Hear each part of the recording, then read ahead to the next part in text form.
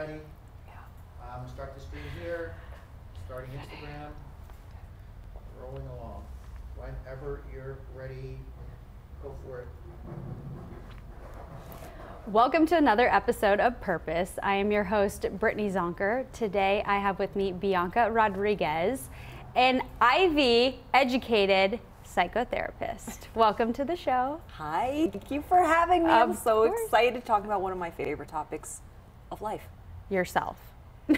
Totally. Us. Totally. Yeah. Connect how we can help people find their purpose, yes, right? Fulfillment, that they're complete, that the answer's in there, all that good stuff. All of that. You graduated from Columbia, correct? I did. I got a master's in the arts and a master's in education in psychological counseling from Columbia University Teachers College.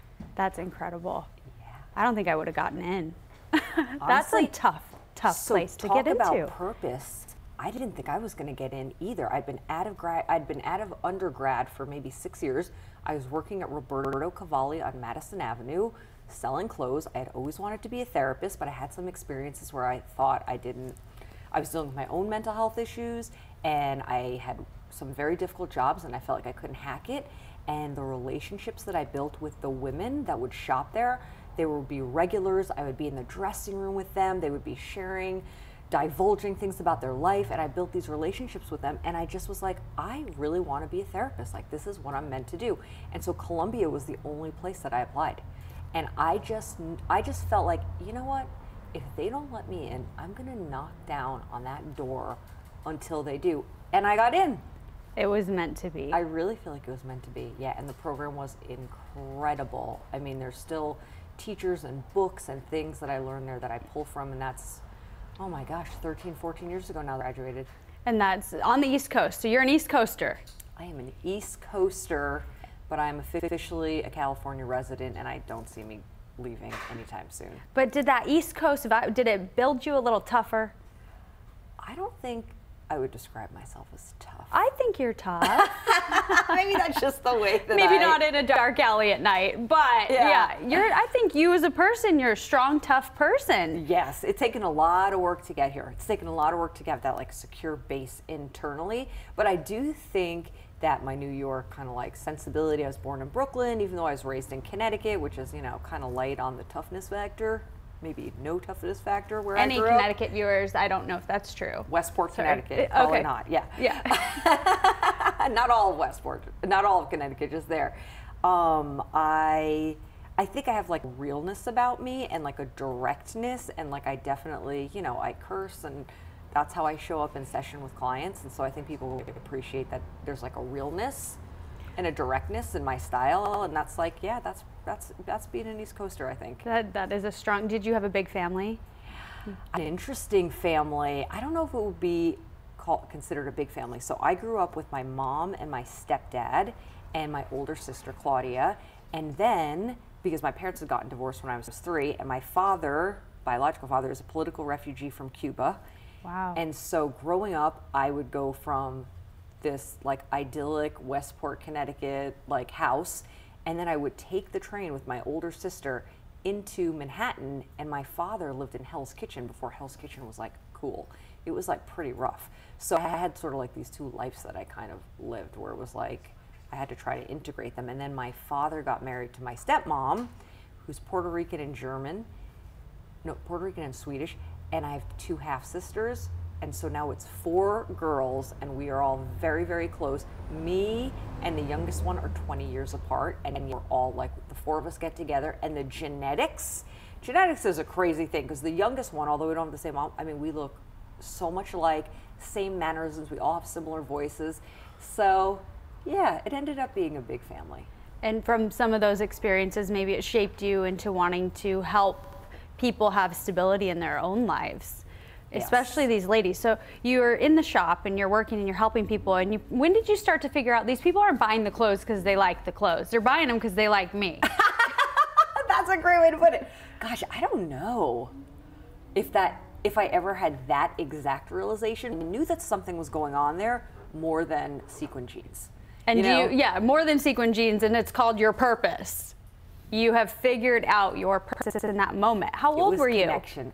I was 28. 28, and you decided to go back to school. Yep, go back to school at 28. At 28. And I Yep. know you mentioned earlier, you said that you had some personal challenges that also brought you full circle. Are you wanting to share any of that info as well? One of the greatest things I feel like I can do to be of service to other people is to share openly about the struggles that I've had with mental health issues, because I think that, you know, there is still a stigma, and we have to break it, because there's so many people who are suffering or will have some experience with anxiety, depression, addiction, you know, navigating life transitions. And unless we talk about it, I feel like people are going to continue to be ashamed and behind closed doors and not getting the help. And because I specialize in addiction, you know, one of the things that we find that helps people that struggle with addiction the most is identification. And so a lot of therapists, you know, sort of do the blank slate thing, whereas when you're an addiction specialist, it's actually very helpful to share that you're like, yeah, me too. Like, I know what that feels like, to be powerless, to be out of control, to be doing things that I could never have imagined I would do so that I can continue to have drink or drug. So it's actually turned out, I feel like, to be one of my greatest assets, is that I have the personal experience. And so, you know, for me, primarily, you know, when I was very young, I suffered from very severe asthma, and it was really terrifying. So I would be hospitalized for like a month at a time as a kid. And this is starting at 3 years old. Oh. And so sometimes my parents would be there, sometimes my parents obviously couldn't be there because it's like they have work and things to show up for, and my sister and all that kind of stuff. And so I developed some trauma. I experienced trauma from that early of an age. So that, I feel like, started to like kick off a lot of the anxiety, the depression. You know, depression is often characterized by feelings of hopelessness and helplessness. And when you're, you know, 4 or 5 years old, I mean, I can remember it now, being in a hospital bed and just wanting someone to hold my hand and not being able to ask. I'm like, I'll hold your hand right now. Oh, I know, I have so much more compassion. I really do, for yes. just people, and I worked with children for a long time.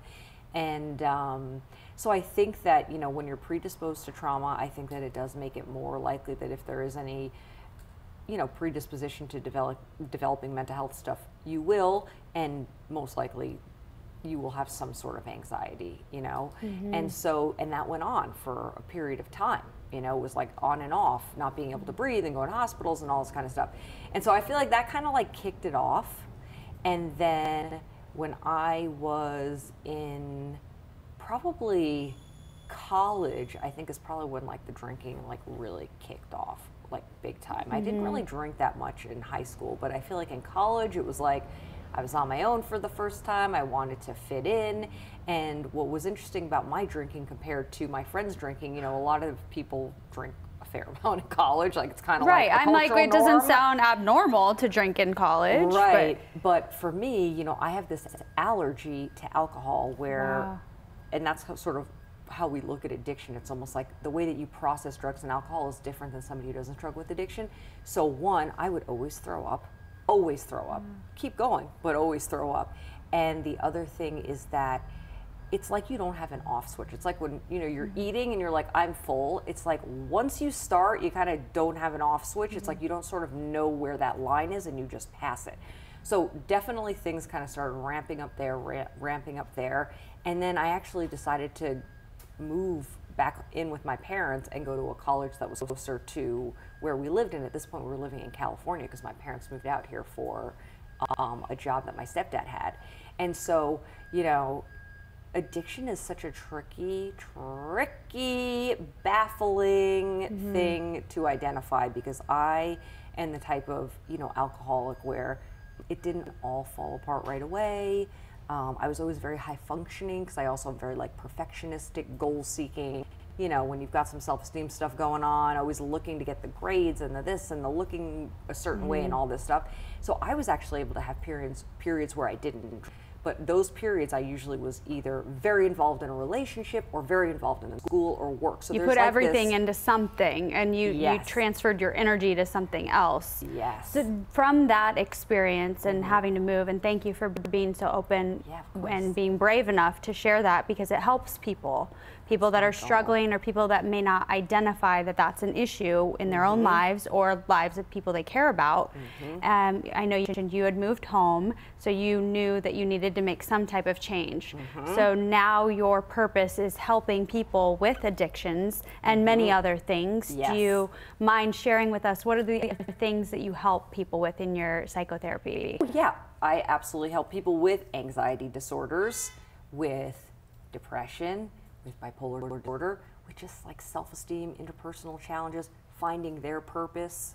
And you use hypnosis, EMDR, and soul connections. And Yes, yes. So I'm definitely eclectic.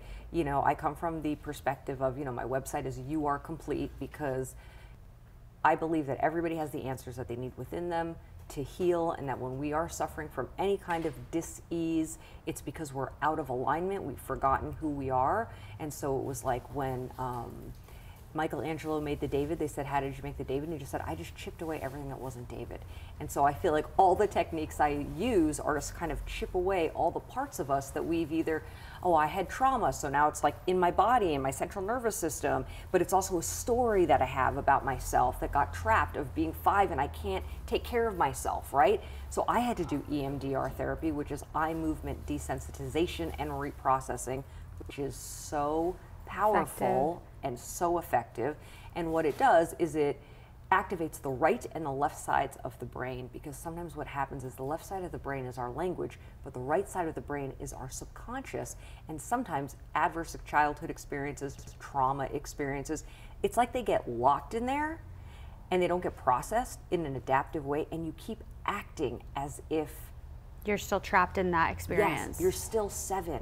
So when I have clients that come to me that are like, I've tried everything, I keep having the same pattern with men, in jobs, with authority figures, I'm like, we gotta go in another way. EMDR is for you. We gotta go in another way. Yeah. Yes. So your purpose with your clients is what? My purpose is to help people realize and realign with their completeness. And I know, interesting, on your website was saying you are complete.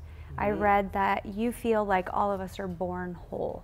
Yes. And the experiences we have, not just in childhood and adulthood, change our reflection of ourselves, change how we feel about who we are. And it's so important, don't you feel, to be able to help other people find their passion and purpose? Absolutely, absolutely. I think we all need to feel like we are contributing in some way, because that's such a, you know, just organic way that we feel connection.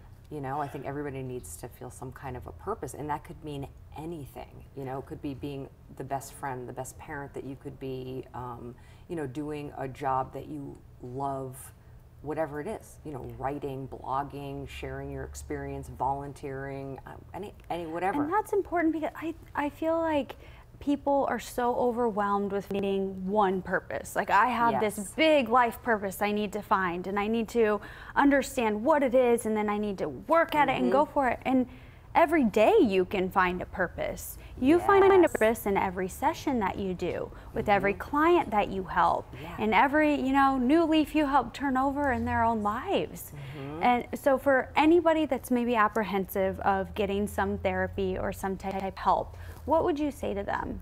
Well, can I jump in and share something Absolutely. else? So I actually had, so you and I feel like are similar in that we're pretty clear what our purpose is, and I've always sort of felt like this. Even though I took a hiatus and, you know, worked in the fashion industry and stuff like that, I always like deeply knew that I wanted to help people, and I always was finding myself sort of in the middle of friend groups, like trying to navigate conflict, you know, like it was sort of part of who I was.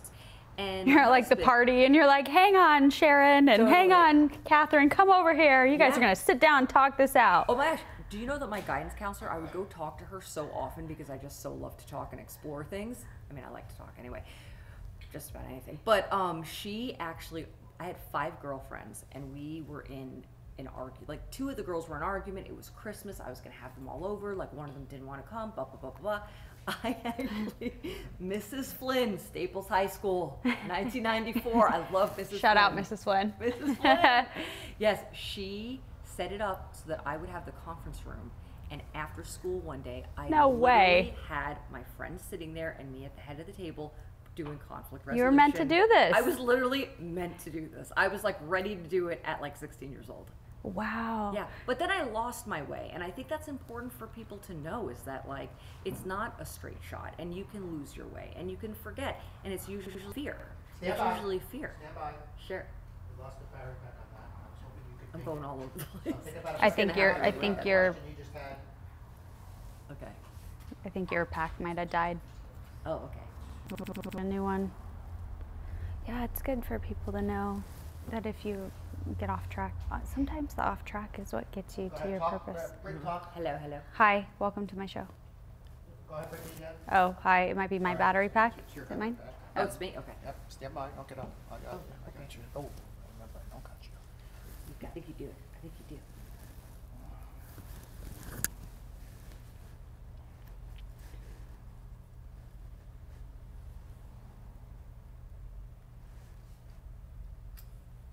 All right, take it from the overhead.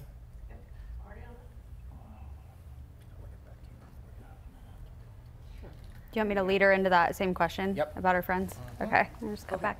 Okay. Oh God, my hair. What's going on?